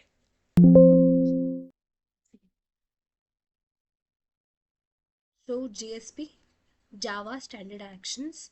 अब ये हमारा क्या है, Java standard action are XML based tags. XML हमारी क्या होती है, एक्सटेंसिबल मार्कअप लैंग्वेज, जैसे हमारी वो मार्कअप लैंग्वेज है HTML, the same way XML भी हमारी मार्कअप लैंग्वेज है, जो कि परफॉर्म करती है common task in JSP pages. They simplify development, ये क्या करते हैं, डेवलपमेंट को सिंप्लीफाई करते हैं, कैसे, क्योंकि ये रीयूजेबल फंक्शनैलिटी प्रोवाइड करते हैं बिना जावा का कोड लिखे। हमने पढ़ा था ना कि अगर हमें जावा कोड नहीं लिखना है यार, नहीं लिखना है Java code, Java is tough, तो हम क्या करेंगे, स्टैंडर्ड एक्शंस यूज़ कर लेंगे। जैसे हमें जो चीज़ हम देखी देखी इंक्लूड करना है, फॉरवर्ड करना है, ये चीज़ ना, कि इसका सिंटेक्स हमारा बेसिकली क्या होता है कि यहाँ पे हम लोग लिखते हैं, एक सेकेंड, JSP, देन हमारा एक्शन आइटम था, और उसके बाद हमारा वो एट्रीब्यूट और उसकी वैल्यू तो ये क्या करेगा, फाइल को ट्रांसलेशन टाइम पे इंक्लूड कर देगा, जो चीज़ जो सेम चीज़ डायरेक्टिव टैग कर रहा था, हमने इसकी मदद से कर ली। Forward request to another resource, ठीक है, ऐसे करके ये चीज़ आप ये पढ़ सकते, यूज़ बीन, अगर हमें जावा बीन का यूज़ करना है तो वही चीज़ की सेट प्रॉपर्टी, गेट प्रॉपर्टी में पहले भी बता चुकी हूँ, नॉर्मल वही चीज़ है। Page related, bean related, parameter related, others, ये सारे बता रखे हैं कि टाइप्स के होते हैं। पेज रिलेटेड देख लिया हमने, इंक्लूड फॉरवर्ड पैरामीटर वाला, ठीक है। और ये बीन रिलेटेड कैसे होगा, कि use bean, set property, get property, ये सेटर के मेथड हमने यूज़ किए थे ना बीन में, वही चीज़ है ये। तो स्टैंडर्ड एक्शन क्या होते हैं, कि प्री डिफाइंड जावास्क्रिप्ट, या सॉरी जावास्क्रिप्ट नहीं, Java server pages tags that encapsulate common operation, जो कि कॉमन ऑपरेशन एनकैप्सुलेट करते हैं अपने अंदर। So they are a part of JSP specification, और ये क्या करते हैं, हमारी defined in the core tag library with this prefix, इस प्रेफिक्स को यूज़ करके हम लोग इसे एक्सेस कर पाते हैं, ठीक है। So they do not require any extra tag library declaration, तो इन्हें कोई एक्स्ट्रा टैग लाइब्रेरी डिक्लेरेशन की ज़रूरत नहीं होती। ये एग्जांपल्स है, आप इनमें याद कर सकते हो, ठीक है ना, एक एक दो दो एग्जांपल सबके याद कर लेना। अभी की पॉइंट्स वही है कि यार ये प्रोडक्टिविटी उसमें हेल्प करता है, ठीक है, रीयूजेबिलिटी, ये बार बार ना जानकर मैंने इंक्लूड किया ताकि बच्चे, जैसे 9 पेज की PDF है, इसको आप 2 बार भी गो थ्रू कर लोगे ना, अच्छे से सब कुछ याद हो जाएगा, कि एग्जाम में लाइक फुल मार्क्स आ सकते हैं।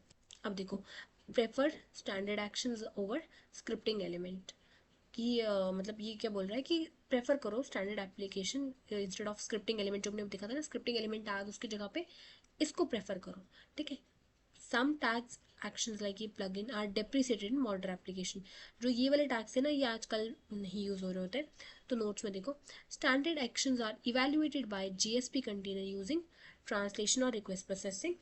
तो जो हमारे स्टैंडर्ड एक्शंस जो है, ये वाले जो टैग्स, इसके बारे में अभी पढ़ा कि जीएसपी की जिसकी प्रीफिक्स है, ये कब इवेल्युएट होते हैं जीएसपी कंटेनर के, ड्यूरिंग ट्रांसलेशन या रिक्वेस्ट प्रोसेसिंग, वो डिपेंड करता है ना किस टाइप का है।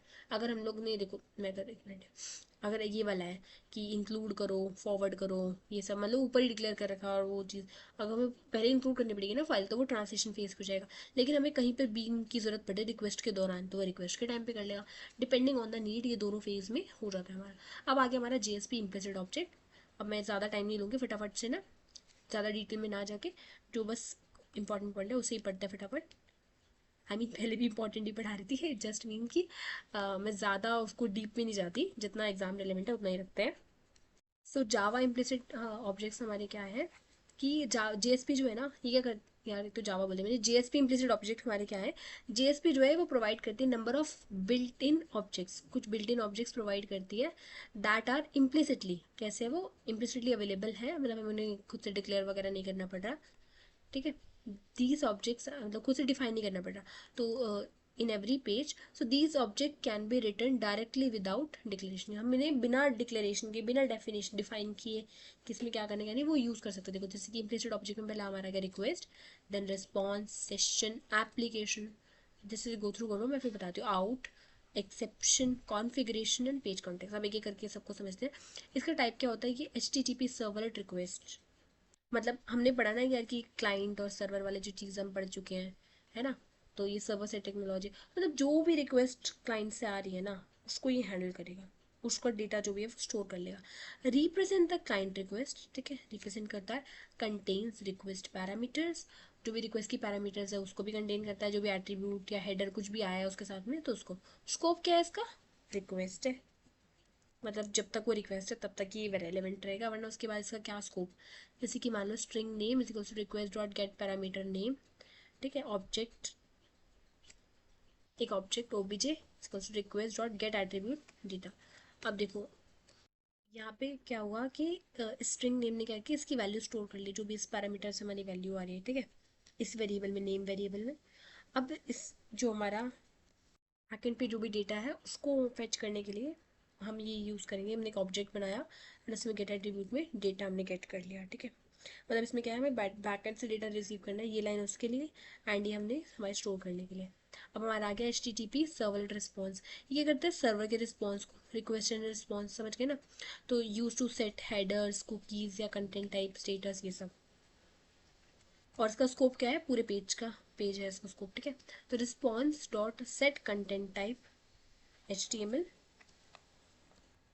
अब इसने क्या किया, बताया ब्राउजर को, मतलब जो क्लाइंट है उसको बताया कि जो कंटेंट टाइप है वो कैसा है, टेक्स्ट या HTML है हमारा, ठीक है ना, टेक्स्ट या HTML।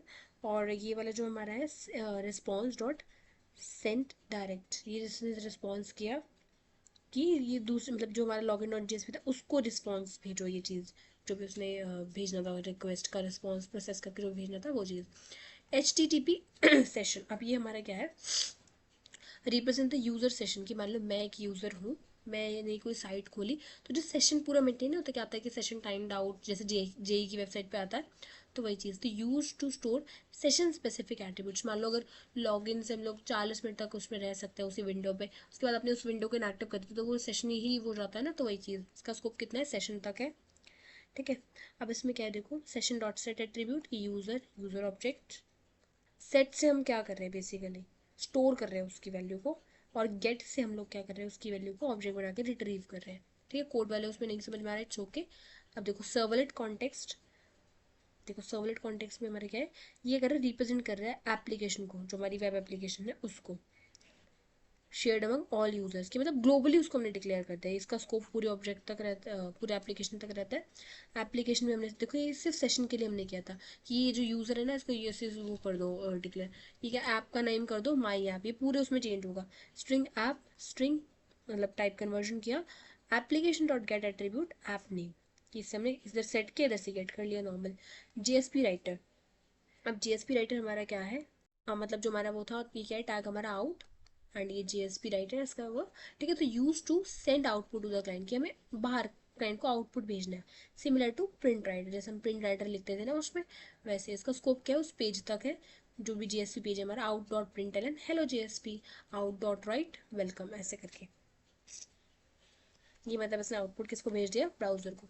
एक्सेप्शन में हमारा क्या है, देखो थ्रोएबल, थ्रोएबल, ठीक है। तो रिप्रेजेंट्स द, मतलब इसका type throwable, represent the exception object available only in error pages, किस पेज में होता है, जिस पेज में एरर आ रही है वहीं पे एरर को हैंडल करना है। एक्सेप्शन हैंडलिंग हमने पढ़ा था ना, सेम चीज़, कि अगर कोई पेज एरर है, एरर पेज है उसी में ये हैंडल कर रहा होगा।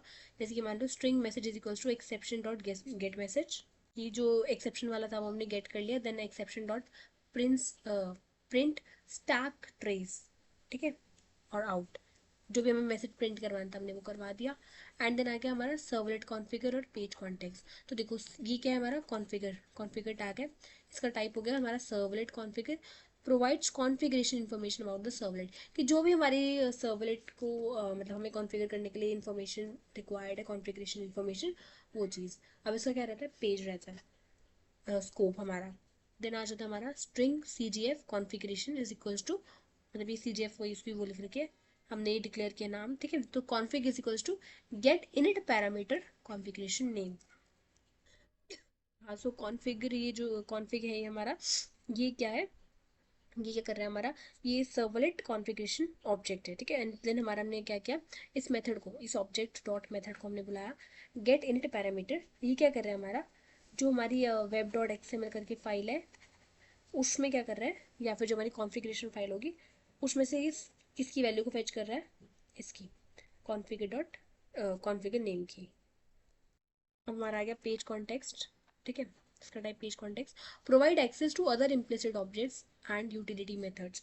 क्या करता है हमारा, ये जो हमने ऊपर बाकी पढ़े हमारे इम्प्लिसिट ऑब्जेक्ट, उनको एक्सेस देता है, ठीक है। Provide access to other implicit object and utility method. इसका स्कोप भी क्या है, पेज तक है। तो जैसे कि अगर हम इसका कोड समझे, हमारा page context is equals to page context dot set attribute की और वैल्यू। अब हमने ये ऑब्जेक्ट अपना कॉल किया page context dot object, page context, ठीक है। देन डॉट हमने लगा के सेट एट्रीब्यूट मेथड किया, की में मान लो मैंने दे दिया नेम इज इक्वल्स टू जिया, है ना, तो वो चीज़ें सेट कर देगा। फिर ऑब्जेक्ट, मैंने उसे ऑब्जेक्ट बना के एक्सेस किया गेट एट्रीब्यूट से, तभी की वैल्यू क्या देगा, मैंने नेम सेट किया था तो वो चीज़ दे देगा, ठीक है। वही वैल्यू हमने वापस ले ली। ये जो है ना हमारा, ये कैसा है, इन सब का मैनेजर, मतलब किसको क्या एक्सेस मिलनी चाहिए क्या नहीं, ये वो चीज़ को हैंडल कर रहा होता है हमारा, ठीक है। तो हमारा ये भी डन है। So notes, all implicit object are JSP by default ही होता है, हमें कुछ डिफाइन नहीं करना, कुछ वो नहीं करना। You can not create them और रिमूव देम, ना तुम उन्हें हटा सकते हो ना तुम उन्हें बना सकते हो। They help in simplifying GSP development, ठीक है, उसको हेल्प करते हैं बाय प्रोवाइडिंग एसेंशियल फंक्शनैलिटीज। तो भी हमें फंक्शनैलिटीज चाहिए, ये उन चीज़ों को हेल्प, मतलब वो चीज़ें प्रोवाइड करके हमारी हेल्प करता है कि हम लोग हमारी जो डेवलपमेंट है जीएसपी डेवलपमेंट वो और स्मूथ और एकदम एसेंशियल हो, एफिशिएंट हो पाए। अब क्या हो गया हमारा, JSP custom tag libraries, last topic, just just 5 minute और दो मेरे को। So custom tag libraries in JSP allow developer to create their own tag, जो भी हमने ऊपर टैग पढ़े वो प्री डिफाइंड थे, ऑलरेडी बना रखे हैं, ठीक है। जो जैसे ऑब्जेक्ट भी प्री डिफाइंड है, तो टैग्स में क्या है, देखो हम अपने टैग्स बना सकते हैं टू एनकैप्सुलेट रीयूजेबल फंक्शनैलिटी, कि मान लो मुझे कोई टैग है पर्टिकुलरली, वो मेरे कोड में बार बार यूज़ हो रहा है, तो मैं उसे गधों की तरह दोबारा लिखूँ, इससे अच्छा है कि मैं उसको दोबारा वो यूज़ कर लूँ। तो वही चीज़, तो they promote code reusability, improve maintainability and make JSP pages simpler और क्लीन, एकदम साफ सुथरे सुंदर पेज हमारे दिखेंगे, है ना। तो ये बता रहे हैं कि कस्टम टैग लाइब्रेरी क्या होती है, लाइब्रेरी है तो क्या होगी, कलेक्शन होगी, कलेक्शन किसकी है, कस्टम टैग की है, जो कि इकट्ठे ग्रुप कर रखे हैं।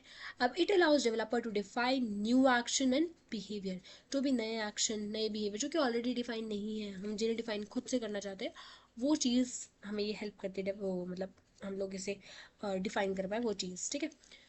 इम्प्लीमेंटेड यूजिंग जावा क्लास, कैसे यूज होती है, जावा क्लास को मैंने जूम कर देती हूँ, जावा क्लास को इम्प्लीमेंट करके।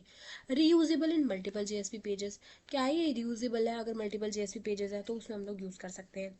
एडवांटेजेस क्या है इसके, प्रमोट कोड रीयूजेबिलिटी, हाँ करती है, ठीक है ना। उसके बाद इनकैप्सुलेट कॉम्प्लेक्स लॉजिक, जो कॉम्प्लेक्स लॉजिक है उसको इनकैप्सुलेट कर दिया है, ठीक है। अब इम्प्रूव रीडेबिलिटी एंड मेंटेनेबिलिटी, क्या करती है, इंप्रूव करते हैं रीडेबिलिटी और मेंटेनेबिलिटी, कोड थोड़ा छोटा मेंटेनेबल लगेगा, रीडेबल भी लगेगा कि बार बार सेम सेम सेम कोड लिख रखा है, और फिर वही चीज़। Easy to share and standardise, कि इसको शेयर करना आसान है, उसको स्टैंडर्डाइज करना आसान है, ठीक है ना। Reduce use of scriptlets and Java code, तो जो हमारे स्क्रिप्टलेट्स थे, जो जावा कोड था, उसको कम यूज़ करके हम लोग इन टैग्स वगैरह को यूज़ कर सकते हैं, जो हमारे कस्टम टैग्स हैं। अब देखो structure of a custom tag library. अब आ जाता है हमारा स्ट्रक्चर, स्ट्रक्चर मतलब स्ट्रक्चर हमारा बेसिकली क्या, कि जो कस्टम टैग लाइब्रेरी है उसका स्ट्रक्चर क्या बताना चाह रहा है, कि जो भी हमें कंपोनेंट्स चाहिए ताकि हम उन्हें यूज़ करके हम हमारा वो बना सके, क्या बोलते हैं उसे, कस्टम टैग्स बना सके। तो पहला हमारा क्या है, ये एक सेकेंड, हाँ, वेबिन्स, ठीक है। फिर लिब क्लास, ये आइकन से समझ में आ रहा होगा ना। बेसिकली हमारा क्या है, एक फोल्डर है, ठीक है। तो ये फोल्डर में हमारा क्या है बेसिकली, ये जो फोल्डर है ना ये हिडन रहता है, मतलब यहाँ पे जो भी हमारी सारी इंपॉर्टेंट फाइल्स हैं वो यहाँ पर आकर स्टोर होंगी। अब इसमें क्या क्या होगा, हमारी क्लासेस हो जाएंगी, टीएलडी हो जाएंगी, ठीक है, और कस्टम टैग्स हो जाएंगे या फिर कॉन्फ़िगर फाइल्स जो भी हैं, ठीक है। तो अब इसमें देखो, ये क्या है, हमारी पहली क्लास फाइल आ गई, इसी फोल्डर के अंदर ही तीनों फाइल्स रहती है हमारी। अब लिब, ठीक है, इसके अंदर हमारा लिब है एक फाइल। अब उसमें क्या है, इसमें सारी क्लास फाइल्स है हमारी, एंड यहीं पर हमारी क्या होती है, जावा क्लास की जो फाइल्स है वो होती हैं, ठीक है। इनका काम क्या होता है, टैग का लॉजिक लिखना है, कि जो मतलब मैंने कोई भी टैग डिफाइन किया, जैसे हम फंक्शन से डिफाइन करते हैं वैसे ही मान लो कि मैंने कोई टैग डिफाइन किया उसके अंदर का लॉजिक लिख दिया, ठीक है। अभी हम एग्जांपल देखेंगे इसका। अब टीएलडी में हमारा क्या है, देखो टीएलडी, इसका मतलब होता है कि टैग लाइब्रेरी डिस्क्रिप्टर फाइल। ये हमारी क्या करती है, डिस्क्राइब करती है टैग को, जैसे कि टैग का नाम है ना, उसकी जावा क्लास से मैपिंग वगैरह वो चीज़। अब ये हमारी जेएसपी पेजेस, ये क्या है हमारे, वो एक्चुअल पेज है ना जावा जेएसपी पेजेस, जहाँ पे हम लोग वो जो हमने टैग्स बनाए वो यूज़ कर रहे हैं, तो ये वो फाइल्स हो गई हमारी, ठीक है। अब देखो स्टेप्स क्या रहते हैं इसके, पहले हमने क्या किया, एक जावा क्लास बनाई जो कि एक्सटेंड कर रही है टैग सपोर्ट को या फिर सिंपल टैग सपोर्ट को, उसमें लॉजिक लिखा ये सब यूज़ करके, ठीक है, do start tag and tag करके, ठीक है। और फिर उसके बाद क्या हुआ, मतलब इसी क्लास के जो मेथड्स है वो सब यूज़ करके हमने इसको लॉजिक लिख दिया। फिर हमने एक टीएलडी बनाया कि डिस्क्राइब किया उस टैग को। देन आगे हमारा कि उस टीएलडी को हमने वेबिनफ, ठीक है, हमारा ये जो फोल्डर है वेबिनफ उसके अंदर टीएलडीएस, उसके अंदर डायरेक्टरी के अंदर स्टोर कर दिया। स्टेप 5 में हमारा package the class files if needed in, अगर हमें ज़रूरत है तो हम क्या करेंगे, क्लास की फाइल को वेबिन डॉट लिब के उसमें डाल देंगे। So declare the tag library in the JSP, एक सेकंड बहुत मैसी हो गया, tag library in the JSP using,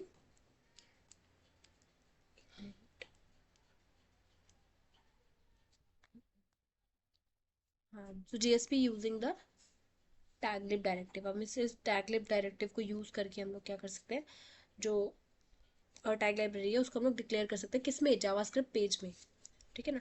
तो use the custom tag and pages एक बार डिक्लेयर कर दिया, देन हम उसे यूज़ कर सकते हैं, सिंपल से इसके स्टेप्स है। अब ये देखो इसके पहले देखो उसने जावा क्लास का बना रखा है, जैसे हम नॉर्मल जावा क्लास बनाते हैं, मैंने एक हेलो टैग करके बनाई, एंड इस टैग को मैंने एक्सटेंड कर दिया, मैंने एक स्ट्रिंग नेम बना दिया, ठीक है, और एक फंक्शन बना दिया जिसमें मैं इसी एट्रीब्यूट को पास कर रही हूँ, this name is equals to name, है ना वही चीज़। और उसके बाद क्या किया, एक स्टार्ट टैग बनाया कि स्टार्ट करने पे टैग, और ये एक्सेप्शन डाल दिया हमने, इसमें जेएसपी एक्सेप्शन हो सकती है या फिर आईओ एक्सेप्शन। जेएसपी राइटर जैसे प्रिंट राइटर होता है वैसे ही page context dot get out कि वो बाहर जाए, out dot print L N कि जब भी ये से कुछ पास करे, ये उसको हमने लिख दिया रिटर्न स्किप बॉडी। ये टीएलडी का हमारा हो गया हेलो टीएलडी, ठीक है, हेलो टैग डॉट टीएलडी। सो इसमें हमने क्या किया, इसमें हमारा क्या है, इसके एक्सएमएल वर्जन, एक मिनट, एक्सएमएल वर्जन, यहाँ पे इसका वर्जन हमने डिक्लेयर कर रखा है, ठीक है, और मतलब एक्सएमएल फाइल के बारे में, ठीक है, कोडिंग UTF-8, इसको हम इग्नोर कर सकते हैं। अब हमारा आ गया नेक्स्ट, आ गया रूट, जो हमारा रूट टैग है यहाँ से देखते हैं टैग लिब। अब यहाँ पे हमारा क्या है आगे, यहाँ पे इसका वर्जन डिक्लेयर कर रखा है जीएसपी का वर्जन, ठीक है ना, मतलब जो हमारी यहाँ पे क्या है हमारी लाइब्रेरी उसका वर्जन, ये जेएसपी जो पेज है उसका वर्जन, और फिर ये शॉर्ट नेम कर रखा है। शॉर्ट नेम क्या है कि टैग लाइब्रेरी का नाम, जो हमारी लाइब्रेरी ने बनाई है उसका नाम। अभी क्या हो गया, ये हमारा क्या है, यहाँ पे जो लोकेशन है जहाँ से जेएसपी हम लोग यूज़ करेंगे वो यहाँ पे हमने डाल दिया, ठीक है। अब इसमें हमने क्या किया, टैग, ठीक है, टैग उसका क्लोजिंग टैग और ये उसका हमारा टैग। अब इसमें क्या है देखो, ये यही हमारा जो है ना ये चीज़, यहाँ से देखिए यहाँ तक ये हमारा कस्टम टैग, मतलब ये जो टैग एट क्या बोलते हैं से टैग, टैग वाला जो टैग है वो जो है ये कस्टम टैग को डिफाइन कर रहा है। हमने इसमें नेम हेलो डाला, टैग क्लास में हेलो टैग डाल दिया, बॉडी कंटेंट एम्प्टी डाला, नेम, ये सब एट्रीब्यूट में डाला, ठीक है। हमने क्या कर दिया, एट्रीब्यूट में हमें क्या चाहिए, नेम रिक्वायर्ड है, हाँ जी रिक्वायर्ड है, इसके बिना नहीं चलेगा, ठीक है। अब इसके नीचे हमारा है R text P R value, है ना, टेक्स्ट पर पी आर वैल्यू, इसका मतलब हमारा क्या है कि रन टाइम, आर टी मतलब रन टाइम, और ई एक्स पी मतलब एक्सप्रेशन, ई एक्स पी आर बी, हाँ आर बी आएगा, फिर वैल्यू, ठीक है, ये दो तीन वर्ड्स हैं। तो इसमें क्या है कि रन टाइम एक्सप्रेशन अगर एक्सेप्शन आता है उसको अलाउ करता है। अब हमारा आगे क्या हो गया, हाँ बाकी तो क्लोजिंग टैग है वही, हाँ एक second, using in JSP page. अब हम इसे जेएसपी पेज में कैसे यूज़ करेंगे, जैसे हम वहाँ पे डायरेक्ट कर रहे थे ना, हमने टैगलेब भी यूज़ कर लिया और प्रीफिक्स में हमने एच ऐसे करके दे दिया और उसका जो हमारा यूआरआई था वो दे दिया, ठीक है। HTML बॉडी और फिर हमने हेलो नेम जावा डेवलपर दे दी, तो आउटपुट में आ जाएगा हेलो जावा डेवलपर, ठीक है ना। अब इसके बाद हमारा आ गया टैगलेब डायरेक्टिव फॉर कस्टम टैग्स। ये इसका सिंटेक्स प्रॉपर बता रखा है कि ऐसे यूज़ करेंगे हम लोग प्रीफिक्स और जो भी हमारा प्रीफिक्स था और ये हमारा उसका पाथ, ठीक है ना, ऐसे करके। जहाँ पे प्रीफिक्स क्या है, short name use to invoke the tag की, उस फंक्शन को बुलाने का, जैसे एच जो है उसको हमने हेलो की तरह वो कर दिया, तो वही चीज़। अब आ रहा है कि common element in TLD file, ये सब है, जैसे उसको गो थ्रू कर लेते हैं। देखो टैगलिब जो रूट एलिमेंट हो गया, ये इसका वर्जन बताता है। ये क्या करता है, GSP का वर्जन। शॉर्ट नेम क्या करता है, उसी टैग लाइब्रेरी का शॉर्ट नेम। URI क्या करता है, unique URI to tag library. फिर tag name, tag class, body content, attribute, ये सब हमने पढ़ लिया। नेम, उसके अंदर एट्रीब्यूट का नेम क्या है, ठीक है, रिक्वायर्ड है या नहीं है, whether the attribute is required और नॉट। और ये फिर whether the attribute support run time expression करता है कि नहीं करता है, ठीक है। टाइप्स ऑफ कस्टम टैग में हमारे देखो क्या हो सकते हैं। तो क्लासिक टैग हो गए जो कि टैग सपोर्ट लाइब्रेरी को कर रहे हैं। एक सिंपल टैग हो गया जो सिंपल टैग को एक्सटेंड कर रहे हैं, हमारी जो ये क्लास थी। So uses JSP 1x dot style override, जैसे कि override do start tag and do end tag method. मतलब जो भी इसमें हमारे मेथड थे ना, इसके अंदर डू स्टार डू टैग हमने ओवरराइड करके मतलब अपने डिफाइन करते हैं मेथड। और ये उसका वो बता रखा। यहाँ पे ना मतलब थोड़े कॉम्प्लेक्स आता है, अगर हमें सिंपल लिखना होता तो हम इसको यूज़ करते हैं। ये JXP2 स्टाइल यूज़ करता है, ठीक है। Simple API using do tag method, बस सिंपल इसको हम लोग वो करते हैं, ठीक है। मतलब ये न्यू स्टाइल है, इजी मॉडर्न, और वो थोड़ा से वो मतलब क्लासिक टाइप, क्लासिक नाम समझ में आ रहा है ना, वही चीज़ की। अब हमारा आ गया टैग फाइल्स। अभी क्या है, create tags using JSP syntax directly without writing Java code. हम JSP का सिंटेक्स यूज़ करके हम लोग लिख सकते हैं बिना उसको यूज़ किए, और जो हमारा जावा का कोड है उसको यूज़ किए। जैसे हमने वो देखा था ना यार ऊपर की माई ऐसे हेलो करके, ये चीज़ तो यहाँ पे जावा के कोड की हमें ज़रूरत नहीं है। अब हमारा क्या आ गया, EL और GSTL बेस्ड टैग्स। तो ये हमारे क्या है, EL मतलब होता है एक्सप्रेशन लैंग्वेज, और GSTL तो हमने ऊपर पढ़ा था, जावा स्टैंडर्ड टैग लाइब्रेरी जो थी। तो uses expression language and JSTL to create powerful reusable tag, कि हम इसे यूज़ करके हम लोग एक पावरफुल रीयूजेबल टैग बना सकते हैं अपने लिए। की पॉइंट देखते हैं फटाफट। तो custom tags are store under this to protect from direct access, ये हिडन फोल्डर होते हैं मैंने बताया ना, तो इसको हम लोग यूज़ कर लेते हैं। TLD file provide Meta data about the tags. ये करती है, जो TLD फाइल है ये टैग का मेटा डेटा, मतलब जो टैग्स है उसका डेटा बताती है। ये जो टैग खुद एक डेटा है उसका भी डेटा, मतलब मेटा डेटा, ठीक है ना, कि उसका एट्रीब्यूट रिक्वायर है या नहीं, एक्स्ट्रा इन्फॉर्मेशन कह सकते हो। Custom tags help you in separating logic from presentation. हमने जो कस्टम टैग बनाया, हमारा लॉजिक अलग हो गया, हमारा जो वो है प्रेजेंटेशन वो अलग हो गई, ठीक है ना। Always use meaningful names for tag, हमेशा उसके लिए मीनिंगफुल टैग्स नेम और एट्रीब्यूट यूज़ करो, फालतू नहीं, ठीक है, ताकि मतलब वो फंक्शन जो भी हमने कोड लिखा है वो अच्छे से एकदम रीडेबल और एकदम परफेक्ट हो। तो custom tag libraries can be shared across application. जो कस्टम टैग हमने लाइब्रेरीज बनाई ये हम एप्लीकेशन में भी शेयर कर सकते हैं। सो प्रेफर सिंपल टैग या फिर tag file for simple development. अगर हम सिंपल डेवलपमेंट करें, कुछ कॉम्प्लेक्स है नहीं, तो instead of using classic tag हम लोग ये यूज़ कर सकते हैं, ठीक है। तो इसी के साथ ही हमारा चैप्टर डन है, ठीक है। Bye bye, all the very best.